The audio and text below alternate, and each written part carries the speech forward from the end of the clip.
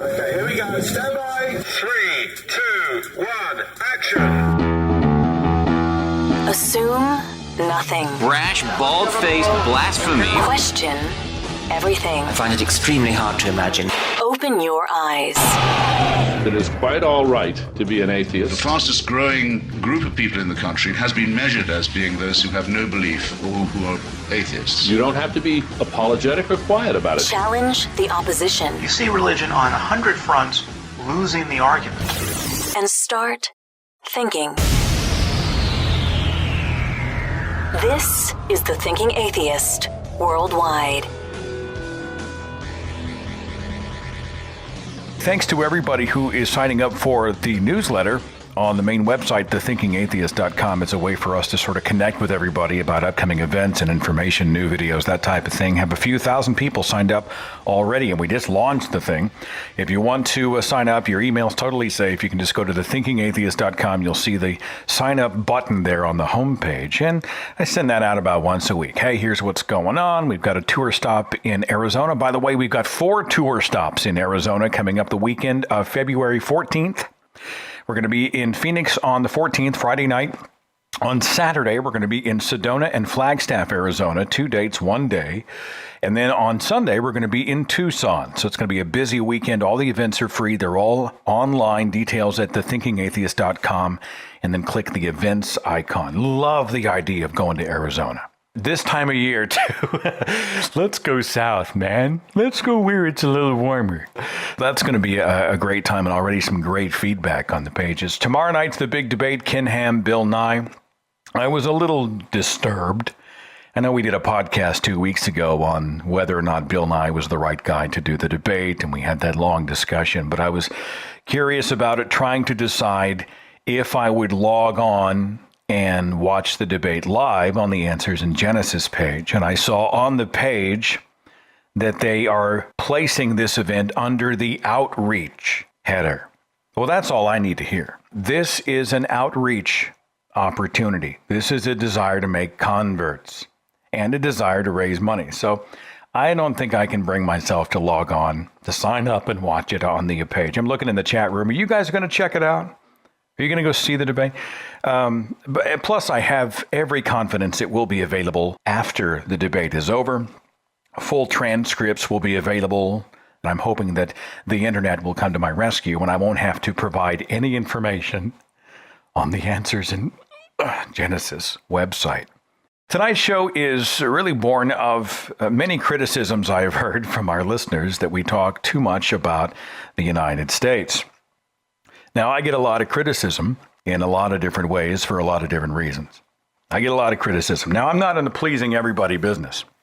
But one legitimate criticism has been that we talk too much about stuff that's happening in the United States of America. And look, it's a product of the fact that your host is an Oklahoma boy who lives and is surrounded by Christianity. And we deal so much every day with the Bible and Protestant Christianity.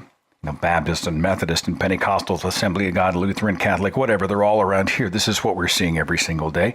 But tonight is going to sort of breach the borders. We're going to go out and get perspectives from other parts of the world, because religion and atheism are so different in so many different places. It is a fascinating thing to look at. I was reading an article about the studies and stats on religion and atheism across the globe, and they're extremely difficult to quantify. The article says different people interpret atheism and related terms differently. It can be hard to draw boundaries between atheism, non-religious beliefs, and non-theistic religious and spiritual beliefs. Furthermore, atheists may not report themselves as such to prevent suffering from social stigma, discrimination, and persecution in some countries. Because some governments have strongly promoted atheism and others have strongly condemned it, atheism may be either over-reported or under-reported for different countries. There's a great deal of room for debate as to the accuracy of any method of estimation, as the opportunity for misreporting, intentionally or not, a category of people without an organizational structure is high. Also, many surveys on religious identification ask people to identify themselves as agnostics or atheists, which is potentially confusing since these terms are interpreted differently. with some identifying themselves as being agnostic atheists. By the way, that's a whole other show. I've been asked to do the agnostic or atheist show. I just didn't think it was a strong enough topic to warrant a 60 or 90-minute podcast. But it's a debate I hear about often. Well, are you agnostic? Are you an atheist? Back to the article. Additionally, many of these surveys only gauge the number of irreligious people, not the number of actual atheists. Or they group the two together. For example, research indicates that the fastest growing religious status may be, quote, no religion in the United States, but this includes all kinds of atheists, agnostics, and theists. Non-religious people make up 9.66%, while 1/5 of them are atheists. Statistics on atheism are often difficult to represent accurately for a variety of reasons. Atheism is a position compatible with other forms of identity.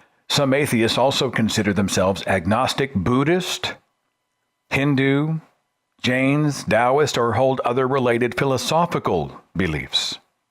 Some, like secular Jews and Shintoists, may indulge in some religious activities as a way of connecting with their culture, all the while being atheist. Therefore, given limited poll options, some may use other terms to describe their identity. Anyway, you're getting a picture of how difficult it is sometimes to quantify. And then if you get into really oppressive cultures, where if you say the word atheist, or even claim another religion other than the acceptable one, well, your life might be in danger. Well, you're not going to be out proclaiming your non-belief publicly, are you? I get emails from all over the place, from those who are often posting anonymously. In fact, there's a few letters I'll be sharing tonight that came sort of unsigned. Please call me something else. It's dangerous around here if you are a non-believer. The International Humanist and Ethical Union has a Freedom of Thought report for 2013, published online. You can go to freethoughtreport.com to see it. The first report focusing specifically on the rights, legal status, and discrimination against humanists, atheists, and the non-religious in every country in the world. And they found that you can be put to death for expressing atheism in 13 countries. In 39 countries, the law mandates a prison sentence for blasphemy, including 6 Western countries. The non-religious are discriminated against or outright persecuted in most countries of the world. 12 countries in Africa, 9 in Asia, and 10 in the Middle East were given the worst rating for committing, quote, grave violations. Some of these governments were found to openly incite hatred against atheists or authorities which systematically failed to prosecute violent crimes against atheists. Furthermore, in 12 of the worst offending states, religious authorities can put atheists to death for the crime of apostasy, leaving religion. In all of those cases, the religion was Islam. The article continues. Around the world, the report found 55 countries with blasphemy laws on the books, or other laws forbidding criticism or insult to religion. In 39 such countries, the law mandates a prison sentence for blasphemers. 3 states, Pakistan, Saudi Arabia, and Iran, can execute blasphemers. In 3 states, militant Islamists acting as religious authorities in some areas are also dealing out Sharia punishment, including death for, quote, offenses to religion. By the way, we have a podcast coming up in a few weeks called I Am an Ex-Muslim. We're going to be talking to a lot of people who extracted themselves from Islam and from Muslim cultures and are now speaking about it, some publicly, some anonymously. It will be an interesting show. That's coming up, I believe, in 2 weeks. My first email is from Andre out of Poland. Andre says this: there's a lot to say about how differently religion is treated in a highly homogeneous society like Poland. When I listen to your show, I can actually relate to all the news stories you share about this pastor or that one saying this or doing that, because I grew up in the U.S., San Diego, California specifically. And I had friends who were in various different churches with different points of view. However, when everybody is Catholic, not some people Catholic, another Protestant, another Mormon, etc., then what religion means to people on a daily basis is really very different. As I said, there's a lot to say, so I'll just throw out some food for thought. By the way, again, he's talking about Poland. All middle school and high school students are required to take courses in religion or ethics. Ethics is rarely offered, so it's almost always religion. I teach at a school where there's 4 teachers of religion for 700 students. 2 are priests. They're all very nice people. In the city, only old ladies go to church on Sundays. In the suburbs and rural suburbs, families will go to church.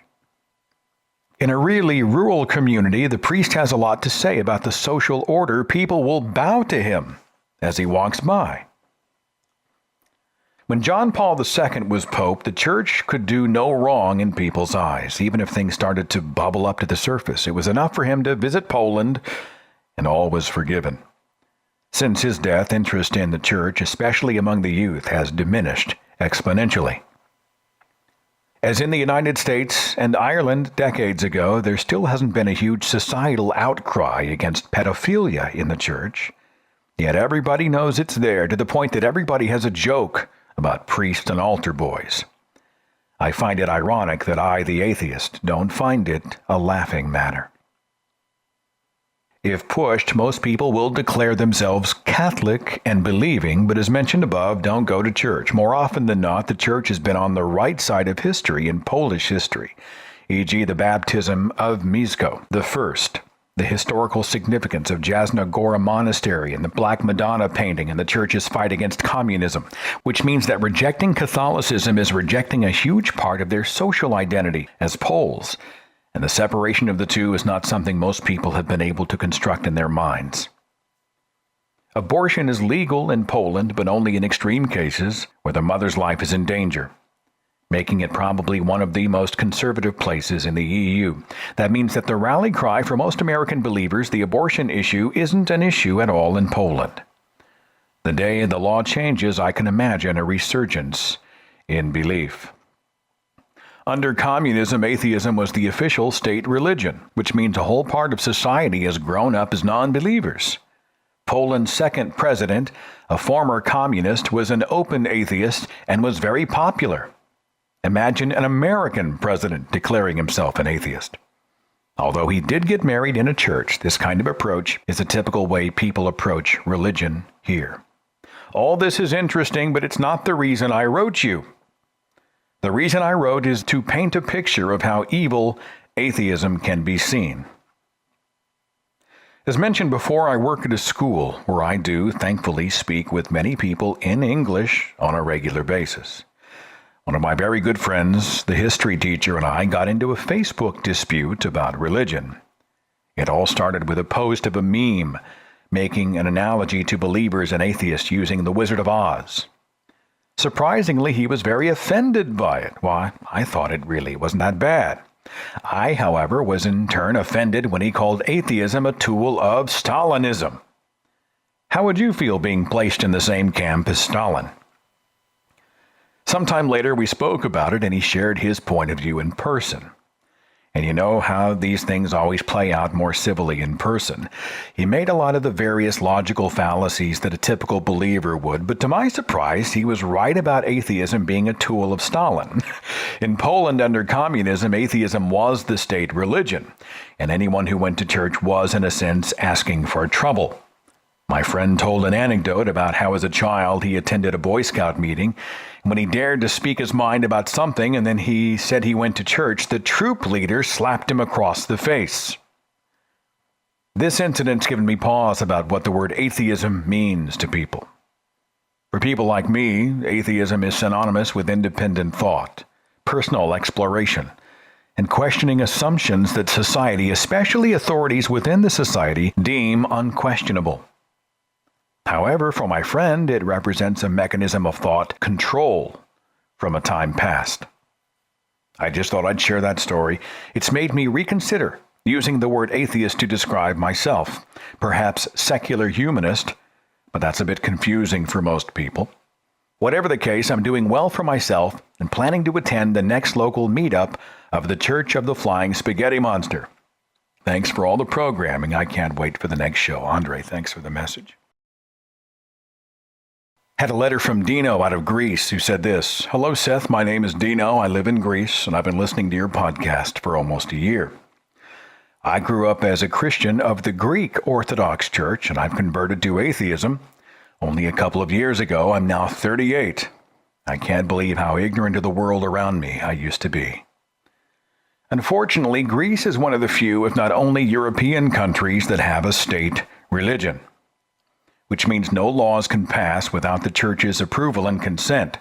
Recently, the Greek government was convicted of not complying with the European court's ruling on adding homosexual partners to the cohabitation agreement.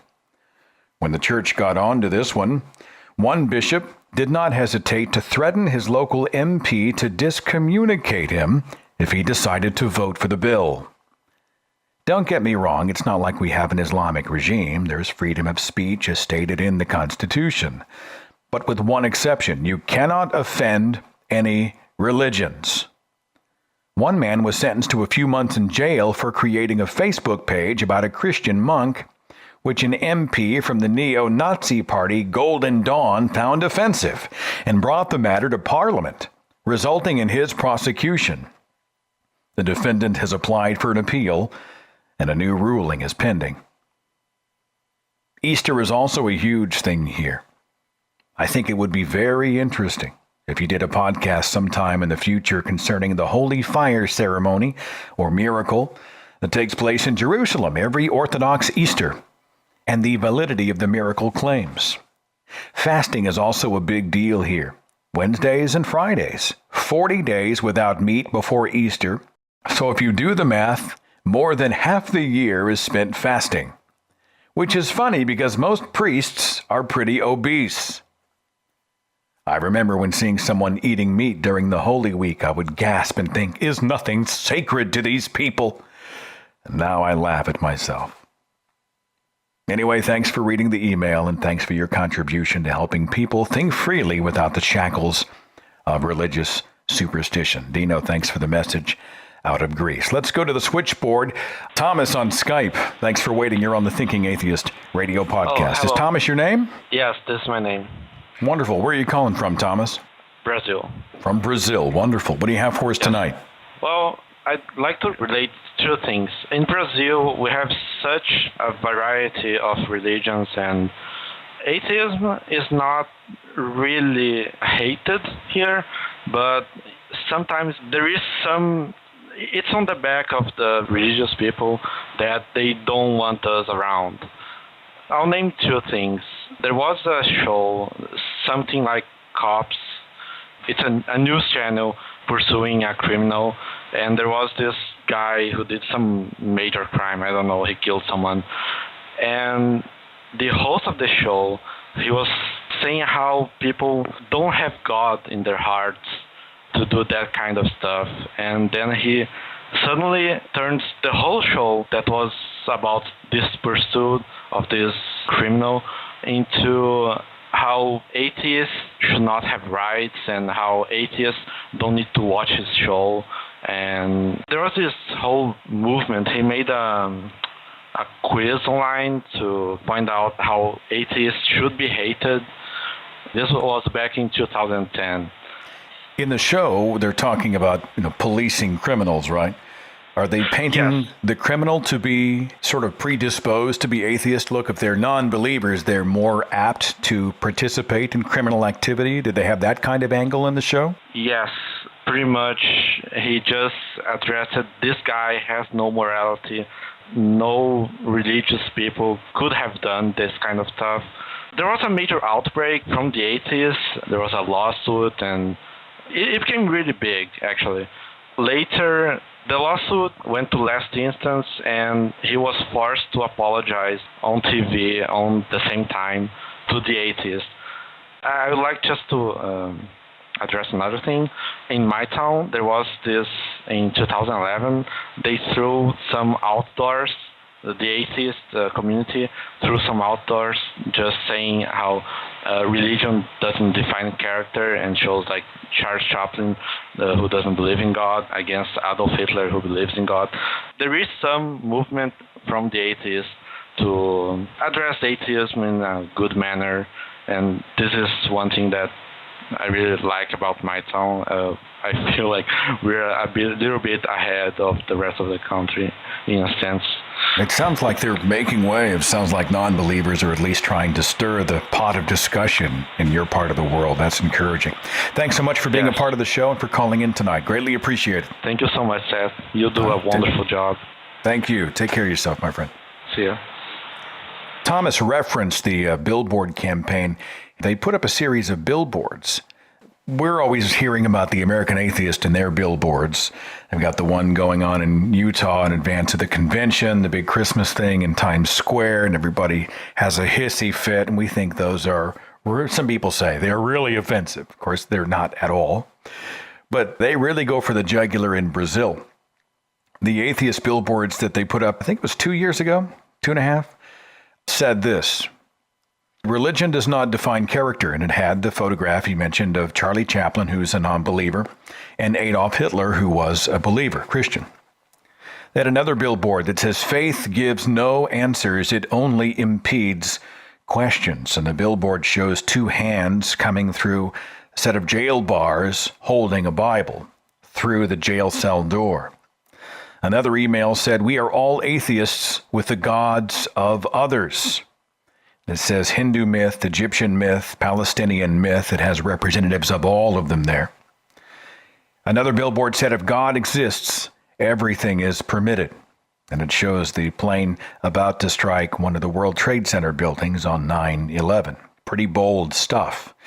And so it's interesting to watch what's been going on in Brazil. Had a message from Richard and said, it's not easy to tell how many atheists there are in Germany. The recent Gallup poll states that 28% of us describe ourselves as atheists or agnostics. Another poll from the Bertelsmann Society records that 15% of Germans say that religion is potentially dangerous or harmful. This 15% is probably the number of the most outspoken atheists. Still, Germany is widely dominated by Christianity. 25% are Roman Catholic. 31% are Protestants, i.e. Lutherans. 3% are other Christian denominations. We know about them, but they don't play a significant role here. That gives the Christians together a 59% overweight. I remember that you once said that the Catholic masses are boring and that the Lutheran services are even more boring, and I guess that is so. No wonder that at most Sundays the churches are rather empty. Only at special occasions such as Christmas and Easter, you can see the churches filled with people. The relation of state and religion here is very different from the conditions in the USA. There's no separation between state and church in our Constitution. Religion has entered almost every angle of society, more or less openly. For example, the big churches are allowed to raise taxes from their members, and they can use the state's income taxation system for free. About 3 to 5% of the religious income is deducted and goes directly to the churches. Of course, this can only work because the churches have membership lists which are shared with the IRS, the Internal Revenue Service. In other words, Christians are officially inscribed into their church, and if you want to leave them officially, you have to go to the civil registry office and let your membership be revoked. If you do this, you might most likely get an invitation from your local pastor, or he or she even visits you.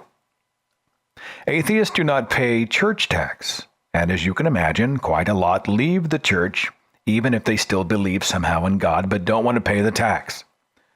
But putting church tax aside, there are a lot of church-controlled activities for which the taxpayer pays for. For example, almost all kindergartens are nominally run by the churches, but roughly 95% of their cost is covered by the state or the civil community.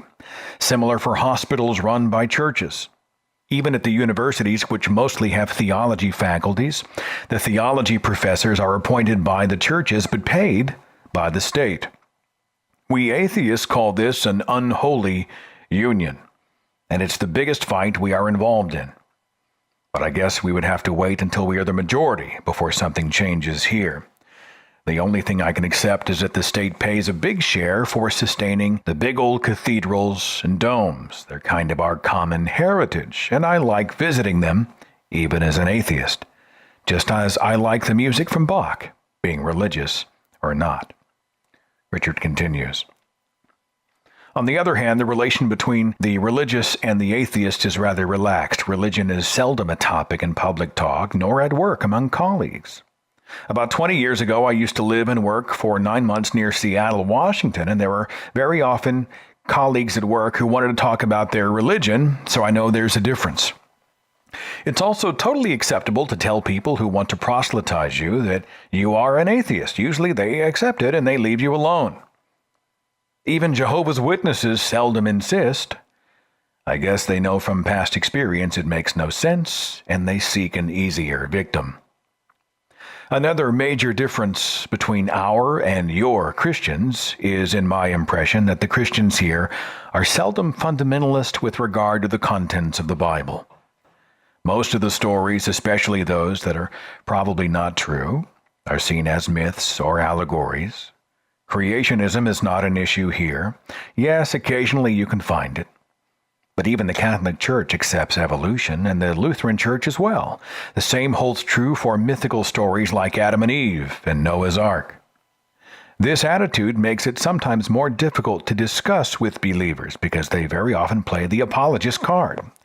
On the other hand, there's hardly any doubt among our Christians that Jesus existed, and that everything that's described in the Gospels is true, including the resurrection story. And that's the point where debates can be fun. Even that creationism is not an issue in schools, there's another issue we atheists are fighting against, the religious education in schools. The two big churches have the right and the obligation to hold religion classes in most of the 16 German states. As atheism rose and as students from immigrants having other beliefs increased in numbers, more and more checked out from those classes. Before age 16, the parents had to decide, and thereafter the students themselves. With support of the churches, an ethics class was invented for those who do not attend religion. And at first, this class was held very late in the afternoon in the obvious attempt to discourage the students from leaving religion and going to ethics. This did work in the beginning. But since the teachers objected, in most schools, the ethics class is now parallel to the religion class. It's also somehow backfired for the churches because in some states, the ethics class is now mandatory for all, and religion is optional. Let me tell one final story, which has put the Christians in Bavaria, where I live, in quite a swivet. Ooh, that's a new word for me, swivet. Hang on. S-W-I-V-E. I say you should learn a new word every day. His story goes like this. In Bavaria, a very Catholic state, there's a law that in every classroom there has to be a cross or a crucifix. In a city in northern Bavaria, a student with a non-Christian but deist parent was forced to sit right in front of a large crucifix. That was in 1985. It was one of those very realistic embodiments of the suffering of Christ, a veritable torture scene. The student found it very disturbing, up to the point where he didn't want to go to school. The father asked the school to remove this crucifix, or at least replace it with a simple cross, a sensible wish, but the school board refused. So the student's father sued the state because of violation of religious freedom. First at the Bavarian High Court, where he lost, and then at the German Constitutional Court. In 1995, 10 years? This was in court for 10 years? In 1995, he won. And the outcry in Bavaria was legendary. Now we have a law that crosses and crucifixes have to be removed if a parent or an adult student demands it. I think that there are still crosses in most classrooms, but the schools are obviously interested in that there are no crucifixes that are overtly cruel. I live in an area where there are more Protestants than in most Bavarian areas, and here some schools have even removed crosses from the classrooms altogether. A happy ending and maybe even a glimpse of hope that rationality will slowly win. Apparently that story even made it to the New York Times back in 1995. Interesting stuff. Back to the switchboard. I've got Vampirator on Skype. Hi, who's this? Good morning. I just wanted to talk a bit, but then you read this email, and I'm too from Germany, so... No, I want to hear your perspective. Tell me your first name. Michael. Michael, glad to meet you.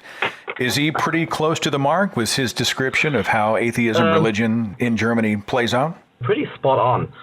Seeing as I'm an atheist, my mother is Catholic, my father is a Protestant, so I grew up, and my mother told me, once you're old enough, choose for yourself. And so I didn't. I'm jealous. So if you were to go up to someone on the street and you were to say you believed in God and you started witnessing or proselytizing to them, what would the reaction be? Is it that uncommon? Funny thing is, I actually do like to talk to people about this. And most of the people just like to talk about it. We're open to pretty much everything around here, as long as you don't shove it down our throats. It's just a thing here. You are just a Christian, and you are just a Protestant. You are just atheist. It's just another thing, like you're from Uruguay, you're from Germany. That's just another fact about you. It's not like a thing we hold up on a pedestal and show everyone like, look, I am a Christian. No, it's just if it comes up, okay, we talk about it. If it doesn't come up, we never actually tell the other one. It sounds to me like it's more of a cultural thing than it is an issue of faith. Would that be an accurate way to put it? Pretty much, yeah. The only thing is, some cults are actually a little bit violent, like the Jehovah's Witnesses. One of my best friends, his mother is a Jehovah's Witness, and once she found out I was an atheist, she pretty much just bailed, took his son with her, and never talked to us again. And so I kind of lost a friend to Jehovah's Witnesses, which is just a personal thing for me. Well, we did a show on the Jehovah's Witnesses not long ago, and they are hardcore in every other part of the world and not just here in the United States. Shunning and disowning are part of the culture of how they treat non-believers. It's tragic. It is. Well, I'm glad to hear your perspective, Michael, and thank you so much for calling, and appreciate you being a part of the show, my friend. Thank you, too. All right, take care. Had a message in from Alyssa.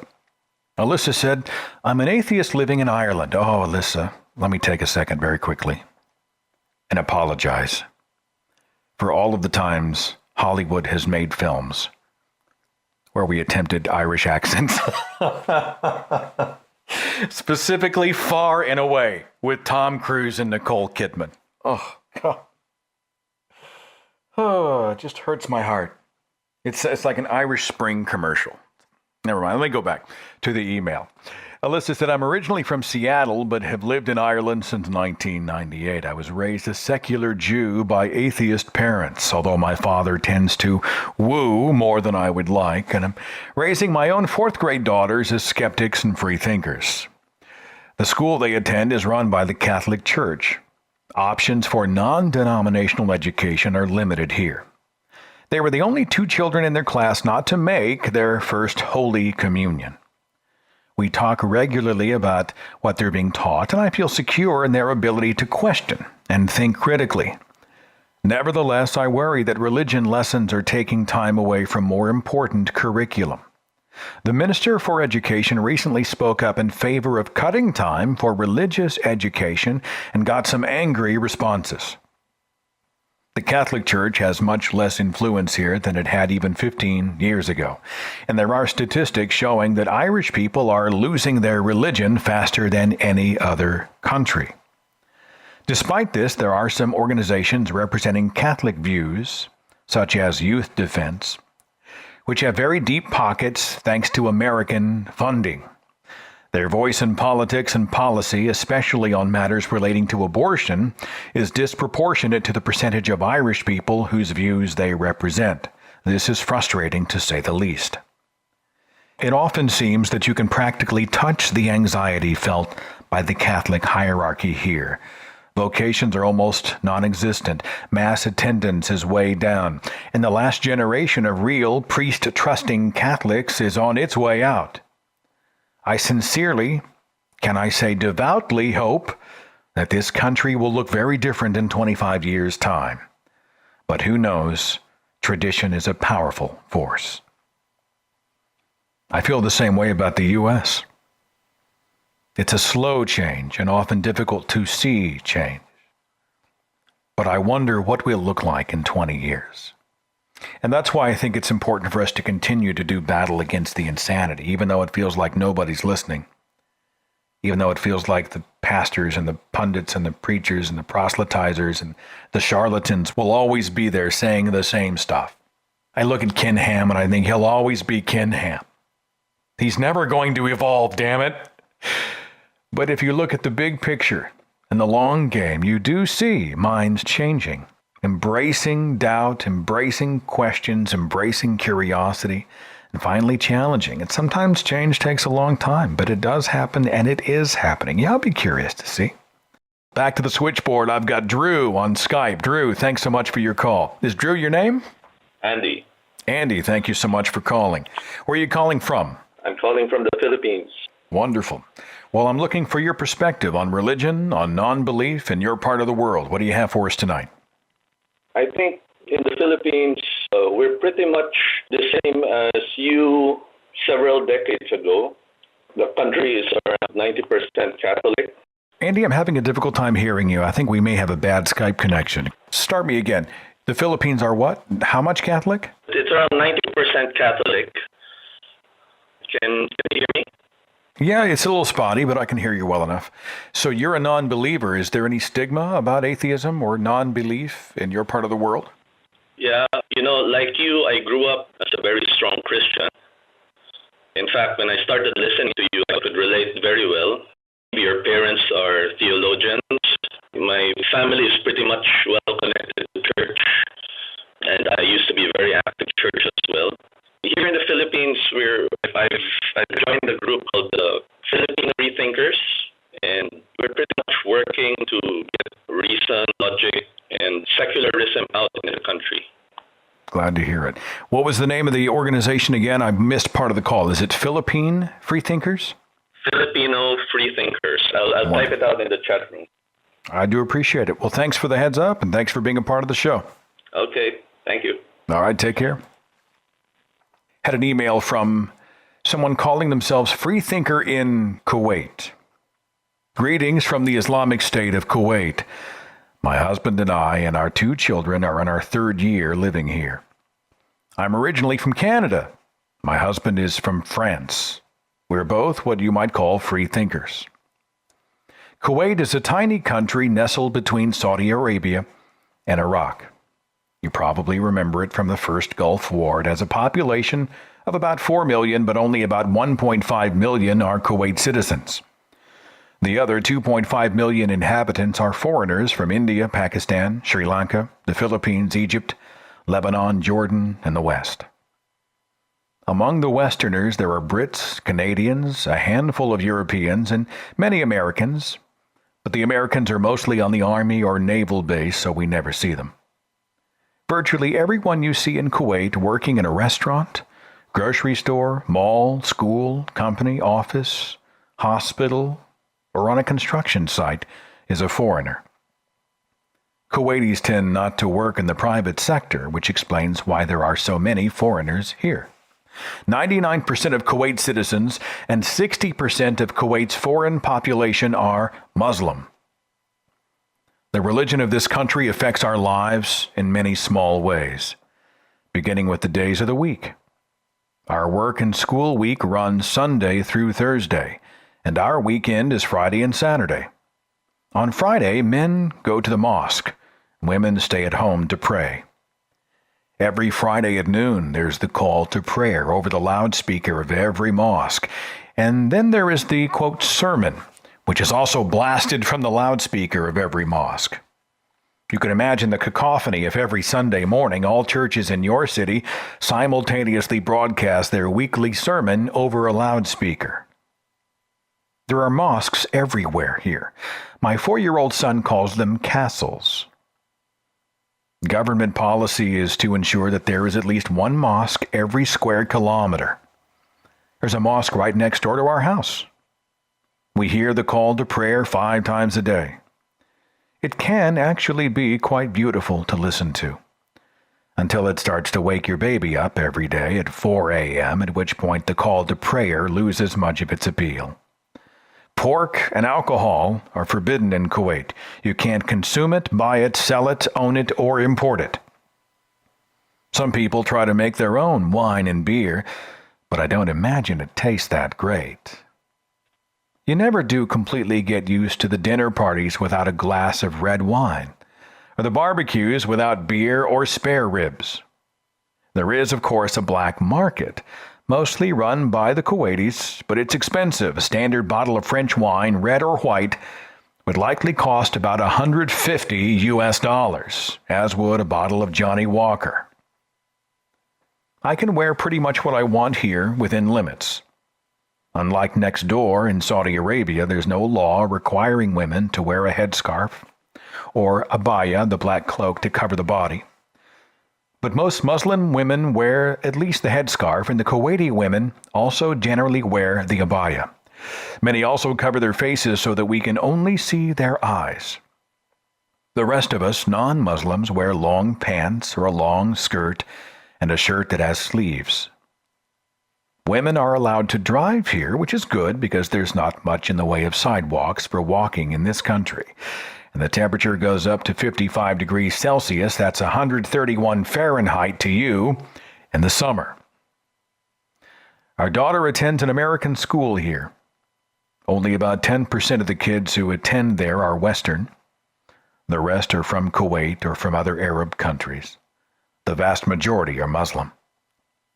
Our daughter's friends tend to be from Lebanon, Jordan, Palestine, or the U.S. We're thrilled she's been able to forge friendships with children of so many different backgrounds. She currently has two best friends, one of whom's American from a staunchly Mormon family, and the other a Jordanian, whose parents are devout Muslims. Kuwaiti law mandates all children with a Muslim father must study the Quran in school, during which time non-Muslim kids like my daughter take an alternative subject.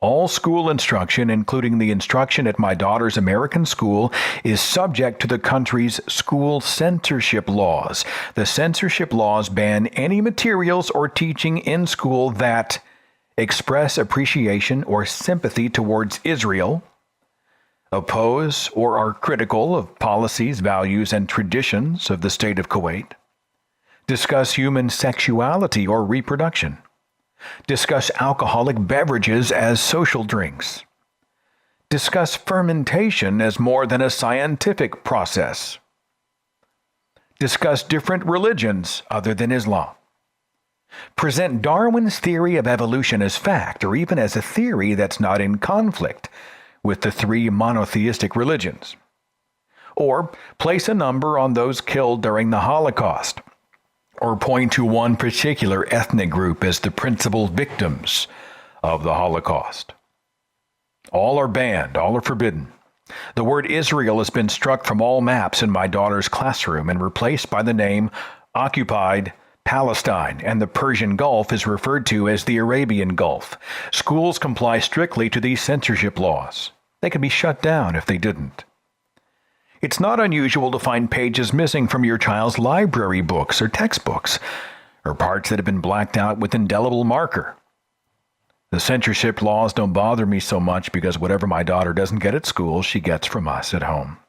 It does, however, pain me to realize how many children in this country are growing up with a distorted view of reality and history as a result of their education. Magazines and books sold in stores are also regularly censored. Photo of a woman with any excess skin showing will be blacked out with a marker. Product packaging is also censored. Once we bought one of these portable plastic pools that you put in your garden. On the packaging, there was a photo of a 3-year-old girl in a bathing suit jumping into the pool. Sure enough, the 3-year-old girl's body was blacked out. In this country, nationality, race, and religion quickly become an important identifying factor. You're either Kuwaiti or you're not. You're either Arab, Indian, African, or Asian, and you're either Muslim, Christian, or Hindu. No one would openly identify as Jewish in this country. So after her first week of attending school here in Kuwait, my daughter, age 7, asked at the time, "Mom, what religion are we?" "We're not any religion," I answered. "We aren't?" My friends at school keep asking me what religion I am. They say I must be Christian. We're not Christian? At this point, I explained to her that Dad and I don't have a religion, but that whether or not she believed or chose to belong to a religion was something she could decide for herself as she got older. We do not intend to raise her in a religion. We have to be very careful when discussing religion in this country, including discussing over email, as you can go to jail for blasphemy or proselytizing. Last May, the increasingly Islamist parliament passed a law calling for the death penalty for blasphemy, vaguely defined as, quote, insulting God or the prophet, unquote. Fortunately, the emir refused to sign the bill into law. Just last November, a Kuwaiti Twitter user was given a 5-year prison term for insulting the Prophet Muhammad in one of his tweets. Christians do have freedom to worship in their own churches registered with the state. Hindus and other polytheists do not, nor do Buddhists. Proselytizing is forbidden, except, of course, by Muslims. And if you're caught even inviting a Muslim to your church, this is considered proselytism, and you can go to jail. I have evangelical Christian friends and acquaintances who would never dare share their faith because of these laws. And I want to ask them, shouldn't your God protect you if you get caught? These are just a few of the slices of life in Kuwait. I don't know where I'd be if I didn't listen to your podcast. Oh, you're very sweet. Thank you. I listen to it every Wednesday morning, and it's my weekly breath of fresh air. I'd be very interested in a future podcast focusing on Muslims who have left your faith. Well, imagine that. I got one coming up in just a few weeks. I've been working with Miriam Namazi and several other people who work with ex-Muslims. And these people are often desperate to tell their stories. And again, some may be anonymous, but they're doing what they can, where they can. And that show's coming up in just a few weeks. Thank you so much for a terrific email. HOCH. Is it Hotch on Skype? Who's this? Hi, my name is Rachel. I'm calling from Uruguay. So you have no belief in any God anywhere. Is that accurate? Yeah, it's not like I don't have any belief. I just don't care. Is that because religion is a non-issue in your country? I mean, what's the atmosphere like? Paint the picture for me. Maybe this would be the best thing to tell you. I got a job last year, and I was going to travel to the United States. So the person who was giving us a training on how to live in the United States, he told us, never say that you're an atheist. Lie if you have to lie, but don't say that you're an atheist. So I was wondering, what is the big deal about it? And I started to look for on the internet, and I found your podcast and basic experience, and it was amazing because we don't have a problem. It's the opposite. You are not going to talk if you're a religious person because we are going to believe that you're crazy or something like that. That's why I was so amazed about being in the United States and not being able to say that you're an atheist. I mean, it's not a big deal. And I wanted to tell you one more thing because I know that you have a problem with creationists over there, and the way we handle that over here, in 3rd grade on secondary school, we have the biology class. We teach everything. So there is one class when you teach creationism and you teach that crazy theory about aliens bringing life to Earth, to our planet. So that's on one day, 40 minutes. And the teacher says, if you want to believe that, that's okay. It's up to you. But there is no evidence for that. And then we'll start with the real science. We go with evolution and the Mendel laws and all of that. I don't have a problem with him teaching the creationist position here in the United States if they would do that very same thing. This is what the creationists believe according to the Christian scriptures. However, there's no evidence to back it up. You can believe it if you want, but the science is not behind you. I would not have a problem with teaching them the whats of what religions believe, for sure. I like it very much. Yeah. Thanks so much for a great call, my friend. It's great to have you on the air. Have a nice day. Bye. All right, take care of yourself. Got an email from Antonio who said, I'm a big fan of the podcast. I currently live in Canada. I was born and raised in the Dominican Republic. And I thought maybe you and your listeners may be curious about atheism and religion in that little corner of the world, with the implied caveat that it's based on my personal experience. I'll start by highlighting the differences between the Dominican Republic and the U.S., and he has a DR abbreviation. In the DR, when someone tells you this country was founded on Christian values, well, darn it, they're actually right. The country's motto is God, Fatherland, and freedom. The Bible appears in the center of the coat of arms and the national flag. To the best of my knowledge, it's the only country in the world to have the Bible on its flag. The Bible is open to John 8:32, and you will know the truth, and the truth will make you free. No, the irony does not escape me. Depending on where you get your data, 90 to 95% of the population claims to be Roman Catholic. I say claim because I don't think church attendance supports this figure. The remaining percentage of the population are members of other Christian churches. Public displays of religiosity are not only normal, but expected in some settings. For example, company Christmas parties usually start with an invocation of some sort. Daily language is permeated by religious sayings such as replying "God willing" or "if it's God's will" when someone says "see you tomorrow." When invited to a wedding in the DR, it's understood that there will be a religious ceremony, usually Catholic. If you have kids, it's expected you'll baptize them into the Catholic Church. In fact, I had to baptize my son about a month ago in order to appease my wife and family. Now, with all that in mind, you can understand when I say that non-believers are within statistical rounding error. I'm being actually generous. I've never met any person in the Dominican Republic who would openly call themselves atheist. In fact, it was only after I moved to Canada that I found out a former college classmate who also moved here is also an atheist. As of late, there's a boom in the growth of evangelical Christianity, so things aren't exactly taking a turn for the best. I say this because the Catholic Church, with all its bigoted positions on many issues, does have some good things, one of which is that it does tend not to hold anti-science positions with respect to evolution and cosmology. I know an individual who is an astronomy buff and a NASA fan. After converting from Catholicism to evangelical Christianity, this person would twist into an intellectual pretzel, trying to explain how the distance to the farthest objects mankind has observed can be made compatible with young Earth creationism, given the speed of light as a cosmic speed limit for traveling through space.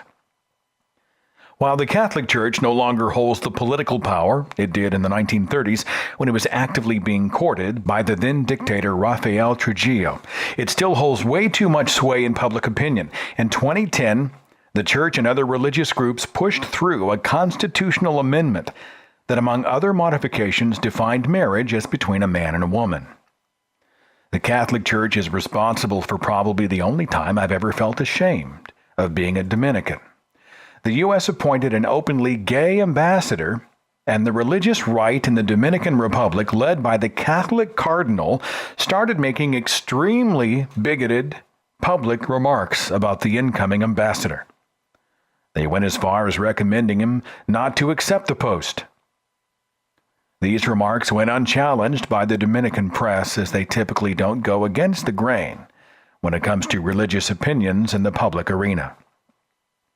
I'm not too optimistic about any of this changing within my lifetime. People like me don't tend to come out in a society where the word atheist is considered a slur synonymous with immoral. There's also another reason for not coming out. While I couldn't care less about opinions people would hold about me for being an atheist, I do care about the suffering I would cause my family, especially my very religious mother, by coming out. So my wife and friends do know, but my family back in the Dominican Republic is mostly in the dark about my lack of belief. Thanks so much for the message, Antonio. Greatly appreciated. Margarita sent a letter and said this: I'm the first-generation Russian immigrant, as well as an outspoken atheist for a little over a year. I came to America with my mother when I was around 4 years old, and have lived in Tennessee, the belt buckle of the Bible Belt, for the other 17 years. I also go to a Church of Christ university where even as college students, we have required Bible classes and bi-weekly chapels, which if we don't attend, we risk losing some or all of our scholarship money. Despite my vocal atheism, my mother's religious and disapproves of my book purchases and choices in lecture. When confronted, she inevitably falls back on the same argument or point. Don't you know where I came from? Your grandmother and I lived in a time, the Soviet Union, where we weren't allowed to go to church. We weren't allowed to pray. or praise God. It's an annotated version, of course, but you get the point, to which I gently remind her that, of course, if you force a population to do anything, you can expect some backlash, even more so when it comes to a sincerely held belief. If atheism was the sole cause of social and economic destruction, then how do we have nations like Sweden and the Netherlands, who often top lists ranking success? And now, we all know correlation is not causation, but I am convinced that the best way to solve a problem is through education, or at least have it as the first step, and education inevitably gives way to critical thinking. Educate your populace. They'll be more aware of both your problems and potential solutions. Margarita, thank you so much for the message. Let's try 468. Thanks for calling the Thinking Atheist radio podcast. Who's this? Christian, thanks for calling and being a part of the show. We're talking about atheism around the world. What do you have for us tonight? Well, I'm an atheist in Sweden. Here, the majority are atheists, and religion isn't really talked about, except for Islam. Christianity is very weak here. There have been some attempts to make this crumbling thing walk again, but mostly it's Islam that we have now from all the immigrants. Do you feel any sort of persecution toward non-belief? No, but we do have a too high tolerance against religious bullshit, like honor crimes. There's been a lot of cowardice. Is religion in government a problem at all for you? Well, we have 8 parties in parliament, and you could say that 2 of them are religious, but they're minorities, and religion doesn't really come into it, but they have religious influence in their party politics. You have people in the United States all over listening to the show who are thinking, oh, wouldn't that be nice? Yeah, we've got religious politicians, but nobody really listens to them. Nobody cares. They just talk and yammer on, and we just conduct business as usual. It's a beautiful sentiment. Awesome. Anything else you want to share? I was just, when I hear news stories from the U.S. about politicians having to express their religious belief and such, I'd just like to share that we had a new minister recently in the government, and it turned out that she was a creationist. And so our country's reaction was the opposite. People started questioning her competence, and rightly so.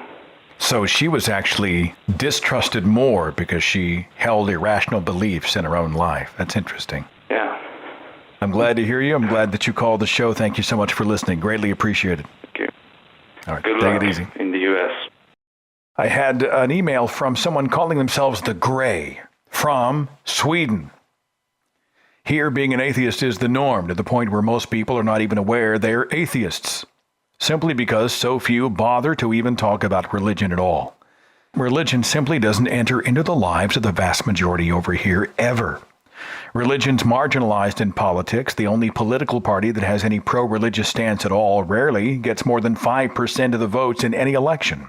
Religion has absolutely no place in the educational system aside from the mandatory education about religions in general, and in subjects like history. Real science is generally viewed with admiration. The theory of evolution, cosmology, sex ed, and similar things are being taught at all stages in the public educational system. Even the very few religious schools have to teach those subjects correctly, or they'll be forced to shut down. Religion even has only a very small role in holidays like Christmas, called Jule, and Easter, but the focus is on presents, eggs, and similar things. There are quite a lot of churches, but they get few attendants aside from weddings and funerals. Most do occur in churches here, but most people do not view them as religious ceremonies at all. Membership in the state church used to be more or less mandatory, but now that's no longer the case. Its membership is steadily decreasing. Homosexuality is generally viewed as a bit weird, but accepted and given equal rights, including the right to marriage. Abortion is legal, and those rights are not under attack at all. Of course, there are some religious people, but they are viewed as quite weird. Those few who are religious come in about the same variety as the U.S. Aside from that, it's most unheard of to use threats of hell and similar.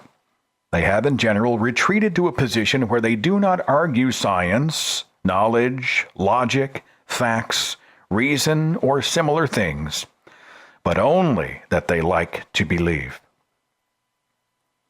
There was an article recently in the Huffington Post about the most and least religious countries.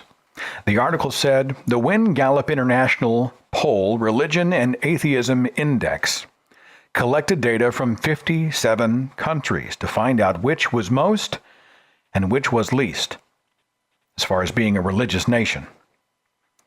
Some interesting things to take away. The poor are more religious than the rich. People in the bottom income groups are 17% more religious than those in the top income groups. Globally, the number of those claiming to be religious has dropped by 9% from 2005 to 2011, while the number of people identifying as atheists has risen by 3%. 4 countries have experienced a drop in religiosity in their populations. That's greater than 20% between 2005 and 2012.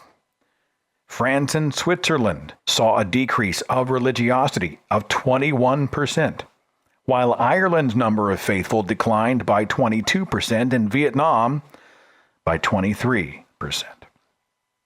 And on the list of most to least religious countries, listed on the top of the list was China, 47% atheist. Japan, 31% atheist.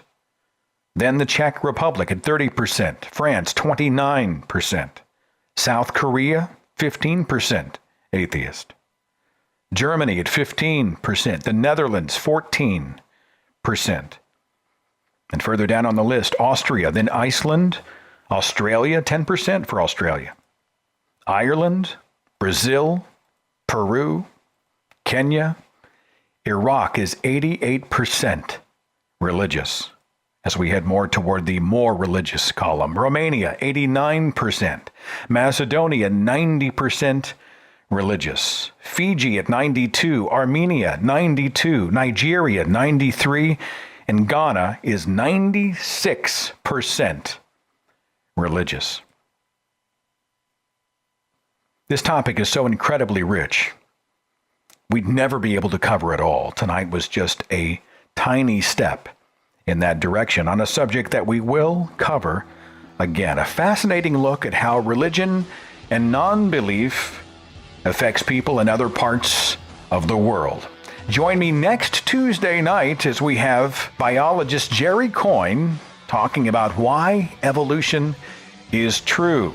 If you've ever had a discussion with a creationist about the quote-unquote theory of evolution, you're going to love this show coming up next Tuesday night. We'll see you then. Follow The Thinking Atheist on Facebook and Twitter. Watch dozens of original videos on the Thinking Atheist YouTube channel. And visit our website for resources, links, contact information, the editor's blog, and more. thethinkingatheist.com.